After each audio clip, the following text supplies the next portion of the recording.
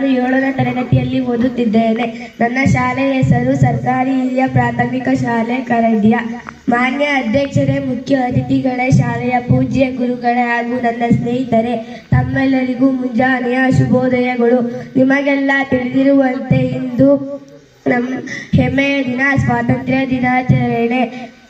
ಈ ದಿನದ ಬಗ್ಗೆ ನಾನು 4 ಮಾತನಾಡಲು ಇಚ್ಛಿಸುತ್ತೇನೆ. ಈ ದಿನದ ಪ್ರತಿಯೊಂದು ಕಾರ್ಯಕ್ರಮದಲ್ಲೂ ನಾವು ಶ್ರದ್ಧೆ ಭಕ್ತಿಯಿಂದ ಭಾಗವಹಿಸಬೇಕು. ಅಲ್ಲದೆ ನಮ್ಮ ರಾಷ್ಟ್ರದ ತ್ರಿವರ್ಣ ಧ್ವಜಕ್ಕೆ ಮತ್ತು ರಾಷ್ಟ್ರಗೀತೆಗೆ ಗೌರವ ಸಲ್ಲಿಸುವುದು ನಮ್ಮೆಲ್ಲರ ಆದ್ಯ ಕರ್ತವ್ಯವಾಗಿದೆ.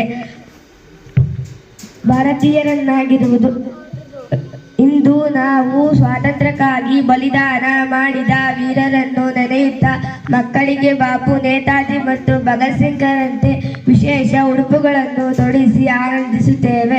ಭಾರತೀಯರನ್ನಾಗಿರುವುದು ನನಗೆ ಹೆಮ್ಮೆಯ ಮತ್ತು ಗರ್ವದ ವಿಷಯವಾಗಿದೆ.